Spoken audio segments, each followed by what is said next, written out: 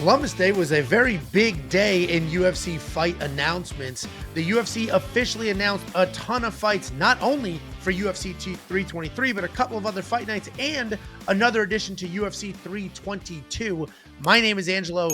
This is Josh Thompson, and we're going to break down all the newly announced fights from the last couple of days. Joshua, it was just 2 weeks ago that we saw Merab Dvalishvili defend his belt. And that little weasel is already turning around and fighting again this year. He will be, I believe, the headliner at UFC 323, defending his belt for the fourth time this year against Petr Yan. That is a rematch. There's a lot to unpack there because, first of all, quick turnaround, get your money, all that stuff. Why do you think, before we talk about this matchup, why don't you think they waited to see what happens between Mario Batista and Umar Nurmagomedov, like the rightful next shot? He came away unscathed. I mean, why are we holding him back?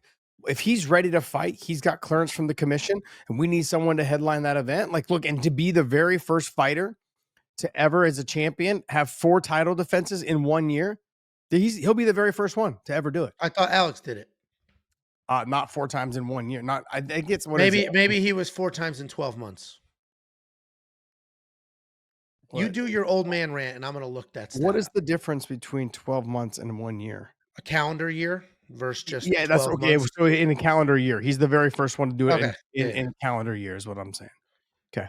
I was like, wait a second. You're like the guy that says, yeah, I make $700 a week, but they make $700 in 7 days, right? Yeah, it's a calendar. Alex did November 2023. He had 4 title wins and defenses to October 2024. So yeah, he was 12 months, not a calendar year.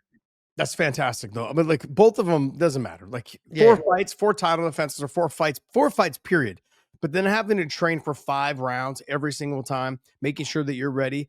What I have said this before is one of my biggest regrets is that I didn't fight more. And some of that was because I was in Strikeforce and we didn't have as many shows as the UFC at the time.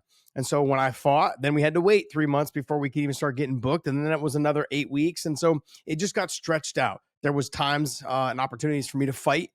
Basically like if someone dropped off, I could slide in and they called you on last minute. But then, obviously you're like, oh, well, I'm this guy and I'm that guy. And you let that get to your head a little bit. And ultimately, I didn't fight as much as I should have fought. These guys are not letting time waste. I love it. What is Merab? 34 years old. He understands that his peak right now, he's fighting at the best he's ever fought before. He's walking through these guys, making it look easy. What he did to Corey Sandhagen, what he did to Sean O'Malley. His toughest task, I think his toughest fight so far has been Umar.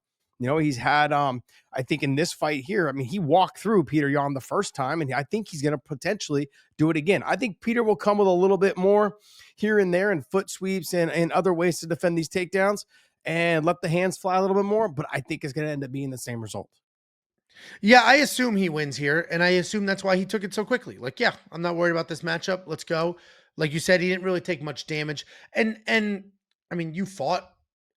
Taking damage is different. Like, did he get beat up? No. Is his body worn down from a 25-minute fist fight? Probably. A couple of weeks off or a week off to just repair whatever small nagging things were going to happen. That's fine. It is interesting, though, because I'm going to go back to why didn't they wait? Like, why didn't they wait? Because UFC 321 is in like 10 days. It's not that far away. And Umar Nurmagomedov and Mario Batista are the rightful next up. Whoever wins that fight absolutely should get the next title shot. So I understand what you're saying. He's uninjured. Let's just do it. Who cares? We're talking 10 more days. What's the difference? I'm surprised they didn't wait. I'm surprised they didn't say to Umar and Mario, hey, you guys get out of this clean, no issues. You want to fight in December? You want to get the next title shot? Instead, we're getting Petr Yan. I would have preferred to see one of them. Because you know what the worst case scenario is? Petr Yan wins this fight. That is worst case scenario. Mm-hmm. Like, good for Petr, all that, but who cares? Like, Merab is finally just now becoming a fan favorite after just being dogged for years. Yeah. Now he's finally a fan favorite. The biggest matchup you can make is probably a rematch with Umar. You just lean into he broke his hand. Or if Mario wins, great. This guy's looked like an absolute killer. He beat former world champions to get here. this doesn't do it for me. I'm gonna watch. I'm excited. I'm looking forward to any Marab fight at this point, but I'm surprised he didn't wait. The winner of that fight's objectively a bigger fight. Okay, see, you're going to point out the negative. I'm going to go the positive way. Okay, this is Angelo. Angelo is Mr. Negativity. You know, I've got that negative Italian. Nancy. Yeah, woe is Yeah, I me. get it. Yeah, the Italian gene just runs deep through your veins. I understand this. The bottom line is, and when I'm looking at this, is I think they're relying on Marab to do the same thing he did the first fight.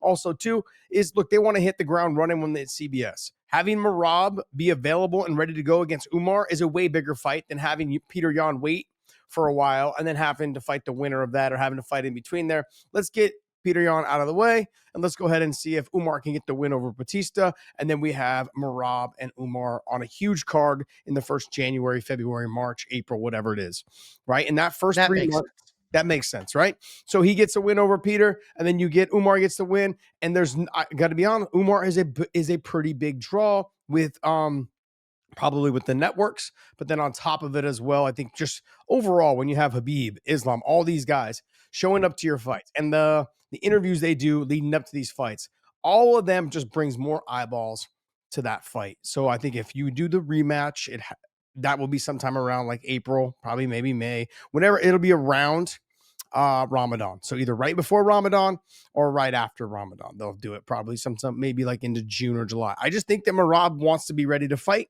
and they'll probably fight him sometime in February. So I think it depends on when Ramadan is, but I could see Umar and Marab fighting sometime in that early February or early March, depending on Ramadan. Hey, Bilal won his belt during Ramadan, so it's Yeah. not impossible. He's Yeah, I nailed mean that makes more sense because they're gonna sell if assuming Umar wins. He may not. If Umar wins, they're just gonna sell the hell out of he won those first 2 rounds. He's the only person to sort of push Marab around like that, and then he broke his hand, and they're just gonna push the hell out of that. So that makes sense if it's, hey, let's get this out of the way. We need a headliner. He's willing to fight. Let's get it out of the way. And then we have a big fight for next year on the new network. That would make sense. If you're ESPN though, are you like, this is the last pay-per-view we're gonna get? Are you It's actually thinking a that? decent, it's No, actually a it's a decent, I great got card. more fights. I Yeah. think it's a great card. There's more fights. I'm saying I think it's a great card, but like you didn't come with like an Alex. You didn't come with the Tom Aspinall. We didn't get the heavyweight fight.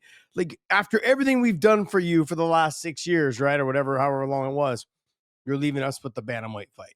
I would say then just pretend UFC 322 is the finale because that card is stacked. Yeah. And they just announced another fight on that card too. That So is I'd be true. like, if you don't like 323, that's your problem because 322 is huge. Yeah. I think both cards are going to be fantastic. Both cards. This is a good card. The co-main event of UFC 323 was announced as Pantoja versus Josh Van.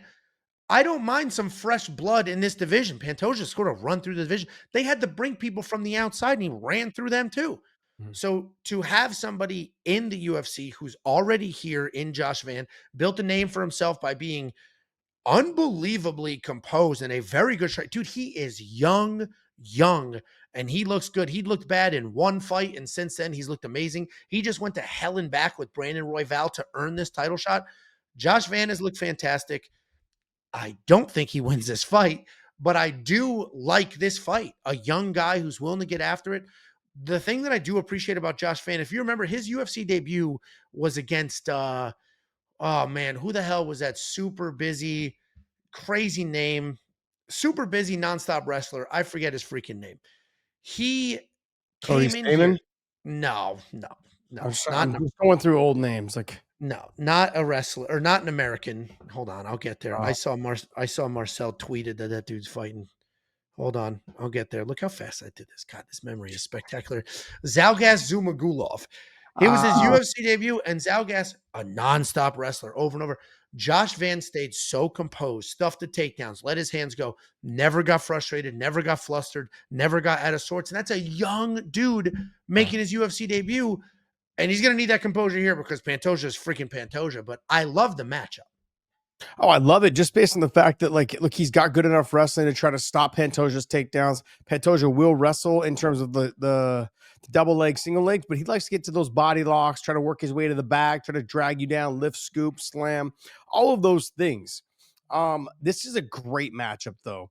Joshua Van showed a lot in his last fight against Royval, and I think the dog fight back and forth shows that he's got that grit in him. just like Pantoja. This is going to be, I really honestly believe this. This could potentially be fight of the year candidate to finish off the year. Your own, and just remember this: we have a tendency to remember the fights towards the end of the year because they're fresh in our Yes. mind. And so if the fight is somewhat close in terms of like knockdown, drag out, we're going to forget about all the other fights that happened earlier in the year. And this is going to be the one. I think this is going to be a fantastic fight. I'm excited for this fight. This was a fight that I was excited for when they first announced it or when he had beat Royval. I was like, there's no other way for him to go. He's going to have to fight Pantoja. And then after this, though, I've already seen, unfortunately, I'm already looking ahead. Is like Pantoja, if he wins this fight, where does he go? I think he goes to Merab. But then if Merab wins against Umar the second time, where does Merab go? Volkanovski or whoever's the champ at that weight. It's like we're already seeing these guys start to clear out their divisions, and we're already talking now. And like, where can we put you? Who could be the next one? I don't want Volk to lose because I want to see Merab versus Volk. I don't want Merab to lose because I want to see Umar and Merab. And then I would like to see Pantoja, fight in there as well against whoever. But Pantoja's cleared out his division. This is a great fight. I'm excited for this fight. Mark my words, potential fight of the year candidate. I mean, it could be. They both got dog in them. We've seen Pantoja go to war. We just saw Van go to war. And I mean, I think there's a bigger chance of an upset in this fight than the main event. I think Yeah. Van could potentially win this fight. Am I going to pick him? No. But I think his hands are good enough, his composure. If he stuffs some of those takedowns and this fight starts to go long and Pantoja slows down a little bit and Van lets it go, he could absolutely make something happen. Where I do not see Merab losing because he's just Yeah, Merab. not to Peter Yan.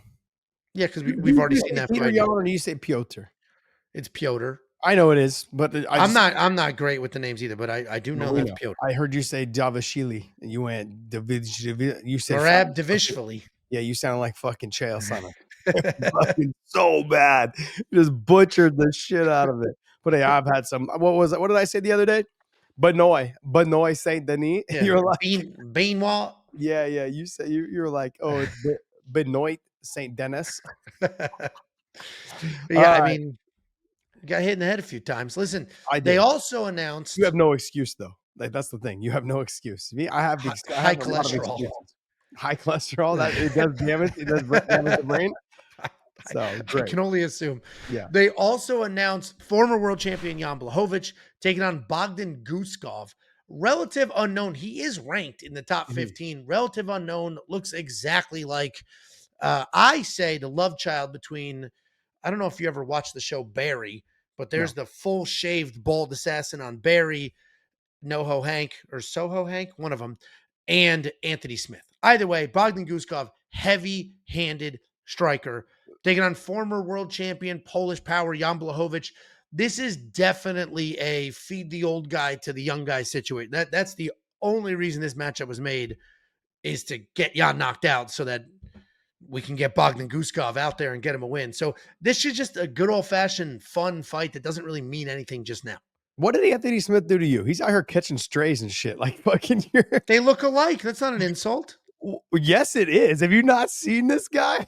I'm looking at him. Listen, is he gonna? Is he What gonna the walk the fuck did runway? Anthony do to you, man? Like, yeah, They look alike, dude. Oh, I don't think they look alike. Anyways, I don't want to do that to my don't boy think they Anthony. look alike?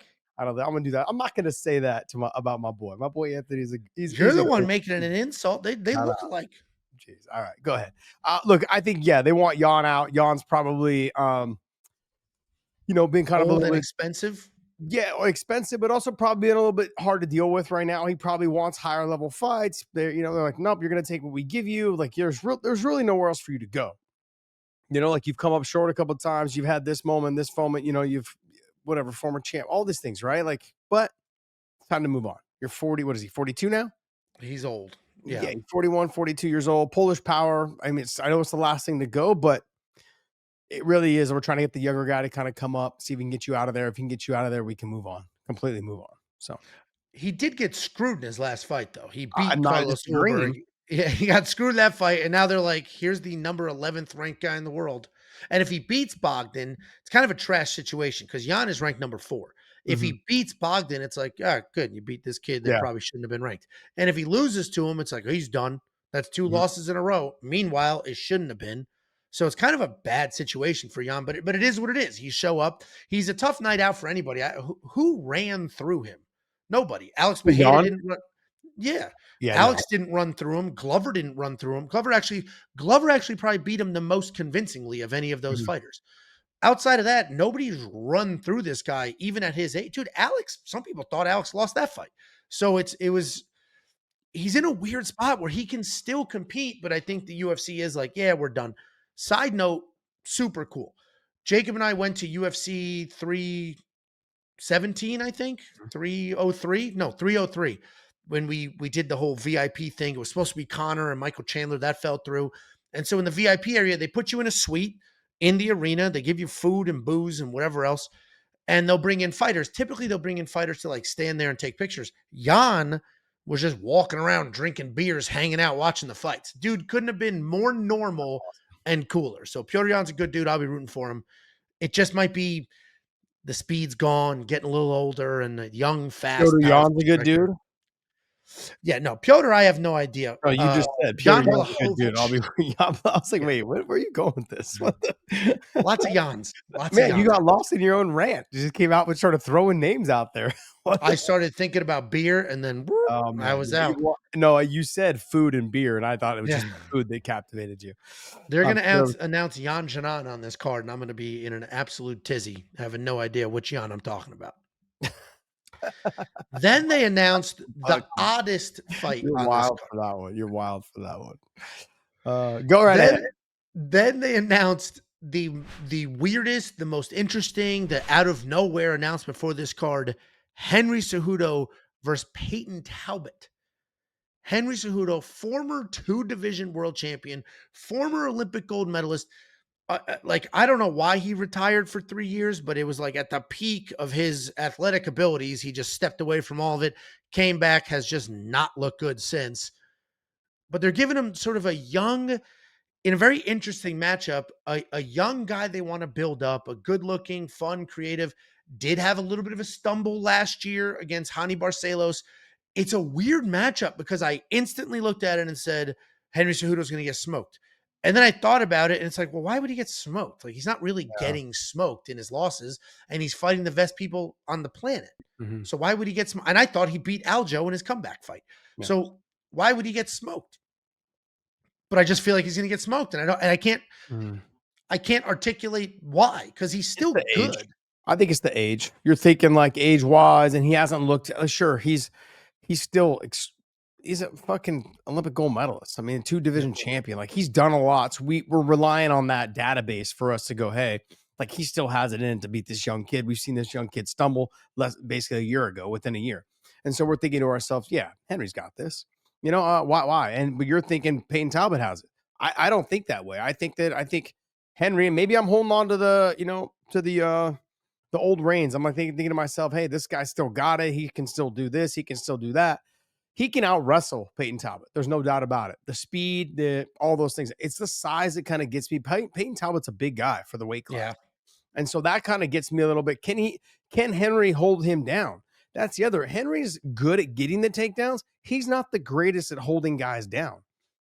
So he's also, his ground and pound it's okay. It's not great. It's not like Fedor. It's not like any of these guys that are just known for their ground and pound. So he's good at getting in the takedowns. He's good at getting the fight to the ground. He's good at mat returns. He's good. He's gotten really good on the feet with his wide stance, quick hands, all of those things. But he is getting older, so the speed's going. But Peyton Talbot's not an extremely fast fighter. He's got some big power. He's obviously a lot bigger than Henry, because Henry's already a tiny guy. For that weight class. He was the 125-pound champ and then became the 135-pound champ with the win. But I look at this fight. This is a lot. This is a lot for Peyton Talbot to chew. Like, he's going to have to figure out, how do you deal with the speed of Henry Cejudo? And in a 3-round fight, it's an even harder fight for him to win, because Henry could just take him down, control him a little bit, back away, stick and move, and then, use his speed and his lateral movement, and then get the easy takedown again, stick and move. Like, he can do that for 3 rounds. And then Peyton Talbot's going to have to chase after him, try to cut off the cage, and then leave himself open for those kind of things. So outside of, I think, Peyton Talbot catching him coming in on something and hitting him with this big power, I think Henry wins this fight. Oh, really? And yeah, I think Henry wins this fight. It's a little bit too much too soon. We saw it with Rojas Jr. when he fought and he lost his match. We saw it with Peyton Talbot already. What did he learn from those? But this is another level. I mean, you're talking. He's not even Peyton Talbot's not even. Is he even ranked in the top 15? No. No, he's not even in the top 15. So now you're giving him a guy who's what, number 9? 10. 10, And 10. his loss, the only reason I know it's on the poster, and his loss, Peyton's loss to Hani Barcelos was to an old man wrestler. Yeah. And this matchup is an old man wrestler. Now, Hani is big and Henry is small. Mhm. Hani, relies on the strength and pressure, where Henry has turned into a karate striker that will shoot a takedown. Henry is a high IQ guy. Like, we've seen him lose fights, but he doesn't go in there and do dumb shit. Like, he Mhm. goes in there and he just gets beat. So I assume it's going to be a very wrestle heavy game plan. He didn't really have a wrestle heavy game plan against Song Yadong. And I think it's because Song is athletic and he's got great hips and he's fast. And he was probably worried about getting stuffed or stuck and then getting outstruck. Yeah. In this fight, we watched Peyton get out wrestled a year ago. So I wouldn't be surprised if he came in here with that Hani Barcelos, just stay busy with the striking, close the distance, and get him to the ground at all costs. Yeah, you brought up a good point though, that Henry went away for like 3 years, and it really just came down to negotiation. He thought because he was a 2 division champion, he thought the UFC was going to pay him more money if he just threatened to, like, not threatened, but just literally like was, hey, if I step away for a little bit, they'll be like, hey, Henry, come on back, like we'll give you a little bit more money. Never happened. Never Yeah. happened. And in the process of that, he was not training as much as he could have been or should have been. And when he came back, he just had the ring rust. It just wasn't there. And he was being more of a coach during those 3 years off, like to John Jones, to other fighters, what's Weili Zhang, like all these other fighters, they started training, Figgy, they all started training with him. And so he became more of a coach. Became more of a coach, filled in kind of as a coach's role, and then stepped away from his own training. And you saw it when he returned. So hopefully this is a good fight for him. It is a tough fight for him. I get it.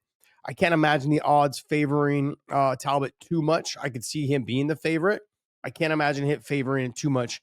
I would say less than a 2-1 favorite on this if I was putting it together, just because of all of Henry's experience. And like you said, a year ago, we saw Peyton Talbot lose to a wrestler, to an old man wrestler. An old wrestler. Yeah. Yeah. Not a young, fat, like old.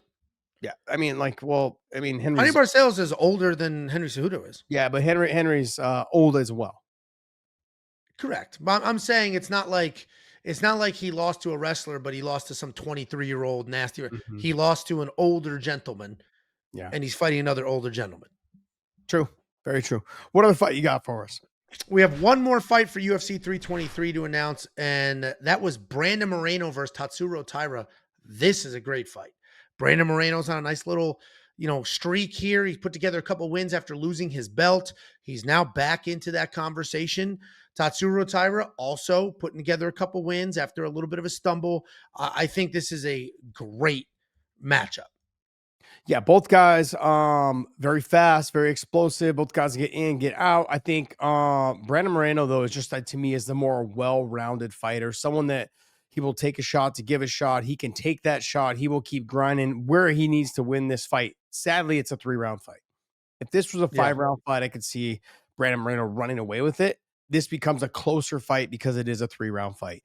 Tatsuro Tyra can potentially avoid takedowns, get the takedowns. He can threaten all of these things, use the speed on the feet. He can do all of these things, and avoid really truly engaging with Brandon Moreno, where Brandon Moreno makes his living.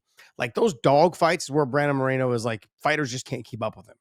In a 3-round fight or a 5-round fight, just there's less time for Tyra to get away with or to be actually to avoid those dog fights with Brandon Moreno. Whereas Brandon Moreno, I think he's going to need to make this a dog fight, get him to get into that mix up, try to tire him out, try to hang on him, try to make him work in positions that Brandon Moreno we know can scramble out of or work his way out of.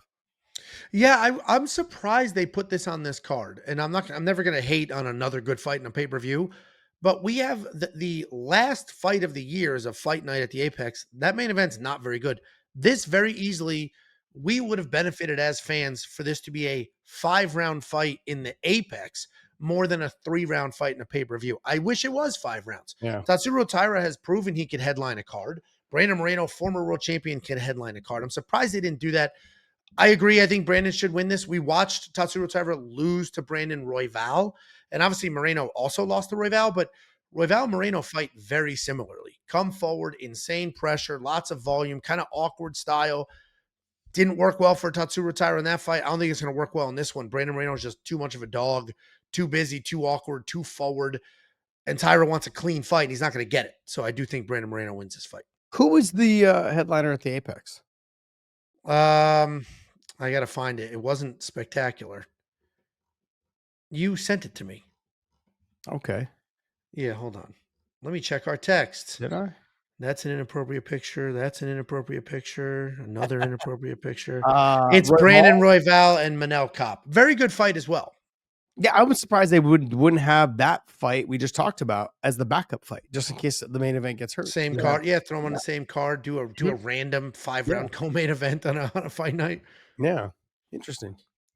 Then that's it for UFC 323 announcements. They did announce a brand new UFC 322 fight that just made that card even better. That card is already stacked to all hell. And now they announced Sean Brady versus Michael Morales at UFC 322. Both these guys on a tear. Michael Morales undefeated. Sean Brady not undefeated, but almost. And he has put in quite a few wins since that loss. You could have argued both of them get the next title shot, let alone fight each other. So it makes sense. They'll have them fight each other, and likely the winner will get the winner of Islam and JDM. But that's a great fight, a great matchup, and an awesome addition to an already stacked fight card. Well, I have a question for you because I've noticed here on Sherdog, and I saw on another fight card, they have them listed all the way down as basically like the opening fight on the main. That's just because it's the newest fight. Gotcha. They always just throw the newest one that's announced at the bottom. That would be a little bit of a slap in the face. They've got Dariush and Saint Denis ahead of them. They've got Leon Edwards and Pratis ahead of them. You know, I understand Shevchenko and Weili Zhang. I get that because, you know, for the title, but this has to be on the main card. It has to. No, it will be on the main card, but it's opening the main card. Oh, I thought you meant. Oh, well, no, it's opening the main card. I would think that they put it right up underneath that title, that second title. The featured fight of the night. Yeah. Yep. You would think they also serve as backups. They also serve as backups to the main event as well, which is probably why they forced it on this card, right? If something happens to Islam or JDM, well, you have the number 3 and 4 guy in the world on the same card. Just pop them in that slot. Yeah. How do you see this fight going? Man, here's the problem. I like Michael Morales a lot, and he's very, very good, clearly. But Michael Morales is like giving up rounds. And obviously he's got a bunch of great wins, but he's, you know, like his win over Jake Matthews, that was 2-1. Like he has wins where he doesn't have that crazy sense of urgency. He doesn't have that I need to get after it. He's just unbelievably talented everywhere, and he just kind of flows. And if he's just kind of flowing against somebody like Sean Brady, who might just go all in on the wrestling, it's going to be tough. And I know he's like a 5-time Ecuadorian national champion or something, but that doesn't matter in a cage. And I don't know how good the wrestling is in Ecuador, but I actually think Sean Brady wins this fight because of Michael Morales's like seemingly lack of sense of urgency. He never seems like I got to get this. And obviously he's found finishes, but against, you know, olds or lessers. It gives you a little bit of that Leon Edwards feel, right? Like Leon doesn't matter if he's down 4 rounds. He's like still just at the same pace, still fights at the same pace. Is super explosive, extremely fast. This guy has moments of explosiveness and it can get the job done at any moment, anytime. He just chooses not to. And you just wonder, are you going to ever just go ahead and just throw caution to the wind and get out there? If you're down, 2 rounds to none and you need a finish, you don't see that sense of urgency as a promoter. You start to think like, okay, this guy doesn't really push for it, doesn't really want it like everyone else does. And whereas Sean Brady learned a lot from the Bilal fight. He's made it very clear. He's come back, had great fights since then. And Sean, to me, he may not be, I think he is the better wrestler because I don't know how great Ecuadorian wrestler he is. But regardless, Sean Brady, to me, is the way better grappler, jiu-jitsu wise. He beat Craig Jones. Yeah, it was. Yeah, I'm not going to give. It was a great performance. Great job. but it Wait, was a what's your little bit of issue a with that win? no, it was a little bit of a, like a hold down wrestling, like position. Anyway, there wasn't like a lot of grappling exchanges Oh, involved. I see you're saying. He You know what I mean? just It just Sean was able yeah, to clam him up and yeah. not allow him to move much and control the position. So, I mean, that's still fucking fantastic. Like, Yeah, you yeah, know, Craig Jones would fucking work me over and you probably at the same time, yeah. and but Sean Brady went out there and beat Craig Jones. I think Sean Brady is an absolute stud. I think he's learned a lot from the ball fight. I think you're going to see him come out and wrestle a little bit. Try to slow him down a little bit. And if he can do that, if he can slow down Morales, if he can slow him down, um, and just make him a little bit more hesitant to throw punches, I think they starts changing the dynamic of this fight, especially early in the fight. If Sean gets an early takedown, watch for Morales to start to kind of like wither a little bit, not really throw a whole lot. He may come out fresh at the beginning of each round, like, oh, I'm gonna get him, I'm gonna hit him. But then as soon as they touch and the wrestling starts to begin and those clinches start to begin, I think Morales is gonna be a different type of fighter. He'll just start to clam up a little bit. Yeah, and Morales is great. Like I think Michael Morales is a Mhm. phenomenal fighter. He's the only undefeated fighter in the mix at in the top 5 or 10 of the weight class. But eh, the wins, well, like all right, so he smokes Gilbert Burns. So Gilbert is 40. I don't even know why that was the fight they did. He beats Neil Magny. That win is actually aging pretty well, given Yeah, what Neil has done recently. But then he goes to a decision with Jake Matthews, a decision with Max Griffin, a decision with Nikolai Veretennikov. Like, I'm never going to question his skills because the skills are there. He's a very, very good fighter. But it is the Leon Edwards example is a good one. Like, there's just no sense of urgency. And Leon Edwards is like talent for talent, one of the best to do it. And absolutely. there's just no sense of urgency. And Michael's sort of in a similar pattern where he dictates because he's so fast, he's so clean, he does have good wrestling, but he's not just flying around, like I'm getting this win, I'm getting after it. He cracked an old Gilbert Burns and put him out. Like he cracked an older Neil Magny and put him out. I So I look don't know if he's just going to crack Sean Brady. I look at Michael Morales though. I feel like he's gotten away with living off of his strength, his athleticism, his abilities. He's not going to be able to do that against Sean Brady unless I'm missing something. Yeah. He may stuff the first takedown, but Sean will come with the second and the third. And I think that Michael Morales has all the tools and all of the visuals of like, hey, I can promote this guy, I can build this guy, but the sense of urgency does kill me as a promoter. If I'm someone that's trying to pump this guy up and he's just like out there, I don't care if this round gets away, I got the next round.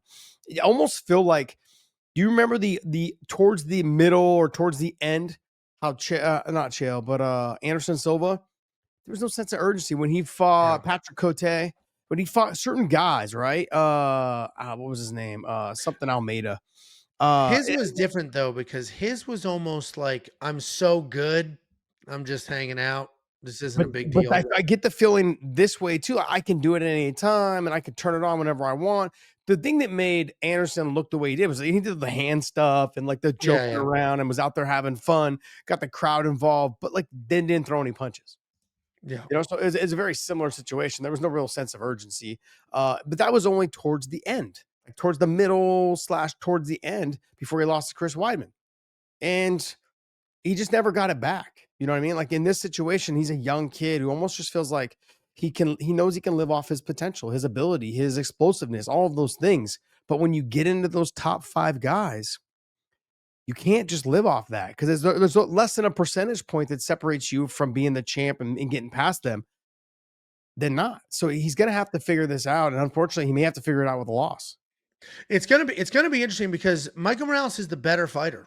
He's a better fighter than Sean Brady. I think Sean Brady's just the better wrestler and more willing to just come forward and engage at all costs. But I think skill for skill, I think Michael Morales is the I think better fighter in you're general. I think you're confusing athleticism and talent with skill level. Sean Brady is definitely better. Who's the better striker? Probably Morales. Who's the Okay. better wrestler? Sean Brady. Who's the better Well, grappler? no, Sean Brady. not accomplishment wise. Michael Morales is the far more accomplished wrestler. He's like a According to him. 5-time national champion. Yeah, where they wrestle on dirt still in third world country. Like, let's shut this. What are you talking about? Hold Uh, on. We're gonna no, do you, Google it.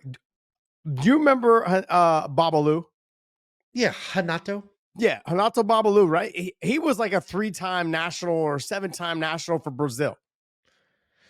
Dude, You're talking about okay, American wrestling here we versus. go. Let's go. He's an Ecuadorian national champion, a judo national champion. Judo, very nice. I mean, this dude is Judo.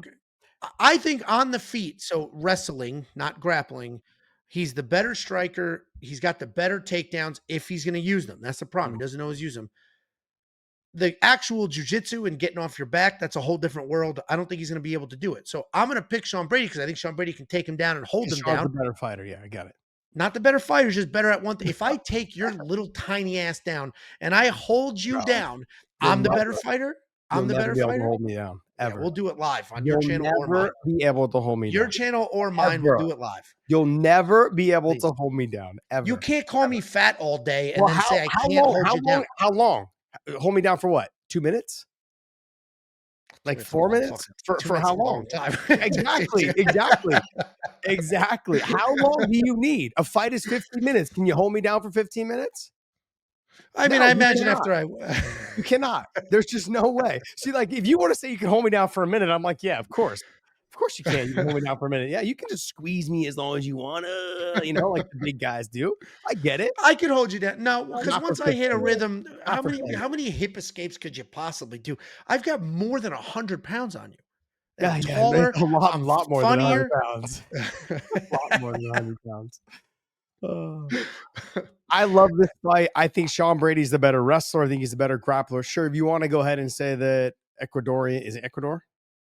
Yeah, he's Ecuadorian national Ecuador national champion champ, and a judo judo, national like, champion. I'm not taking away from his athleticism and his ability to wrestle and stop takedowns. I just think Sean Brady has competed and trains with better group of guys that can go ahead and challenge him in these type situations. Sean has been, I guess, just truly tested against some top level guys. So former world champ is the only guy that's beat him. That's it. You It's know? funny because I did while we were talking, I'm looking at both their topologies. They actually surprisingly, neither one of them have phenomenal. Like the Leon Edwards win's a great win. Yeah. Before that, also Gilbert Burns, Yeah. a Kelvin Gastelum who doesn't take his career seriously. Yeah, but Like, Kelvin's hard to deal with, and yeah, he's got a that's the brick thing. head. Yeah, And he he's got a out brick wrestles head. Kelvin. He's got a brick head. He's got great cardio. Even when he's not making weight, he still has great cardio. He has been known for his chin. Not sure he has been finished, but man, he can take a shot. Like he's a very tough fighter to deal with. Kelvin Gastelum is. So Sean definitely has the better resume because of that. Because it's the way he beat Kelvin. He took him down and subbed him like it didn't matter. And Kelvin, for all of his flaws, was a very good Division One wrestler. It wasn't nothing. no. And Sean Brady just still went after it. But Michael Morales, Gilbert Burns, Neil Magny, Jake Matthews, Max Griffin, Adam Fugit, Trevin Giles, Nikolai Veretennikov. Not awful, not great. And it's No. funny that we have a very stacked welterweight division with a really crowded top 10. They have not fought each other. Yeah. This is the first time that anybody in that top 5, top 10 at the peak of their careers is actually going to fight each other. Yeah, it's a big. Well, you got to remember, it was kind of held up for a while. Remember, like with Usman was fighting Yeah. Masvidal and fighting Colby. They kind of got backed up in that Backlog. situation. Yeah. Yeah, backlogged in that situation. And so when you have these guys now, I mean, there's tons of fight. Like who did we just watch? Joe Alvarez. I went through Yeah. that whole list on my recap, and I was like, this is awesome. Like Yeah. Joe Alvarez jumps right in this, and I've got a list of a whole bunch of guys that I would love to see him fight. Let's Yeah. just start them off with like D-Rod, Jeff Neal, like Carlos Pratis, Michael Morales, Joaquin Buckley, Ian Gary Machado. All of those I could go right away to Leon Edwards, Shavkat. I mean, like I could put him in right there, Joe Alvarez against all of them. That would be fantastic. So there, like you said, there's a mix of fighters at the top that just haven't fought each other. And there's so many great fights. I think the welterweight division to me right now is probably the second best division in the sport right now. It's stacked. The funny part is people hate Ian Gary. He's the only one that has fought anybody else in the top 10 because he fought Prates and he fought Shavkat. He's the only one that's done it. Everybody else is somehow getting here with just Yeah. regular middle of the road wins. I don't think it's a hate for Ian Gary. I think People it's hated more of Gary. like, really? Well, It's especially when he not changed his people last are name. That's they I know, really but that's piled not a on hate there. thing. I think people are jealous. I mean, let's not pretend like his wife's kind of a dime piece, Yeah, she's whoever she attractive. is, she's kind of a dime piece. But I don't know about changing my last name for for that. But on top of that, his fighting style though has a tendency to sometimes be boring. You're on a Yeah, bike, you're running around, you're sticking and moving, and then the guys you're supposed to stand with, you all of a sudden become a wrestler.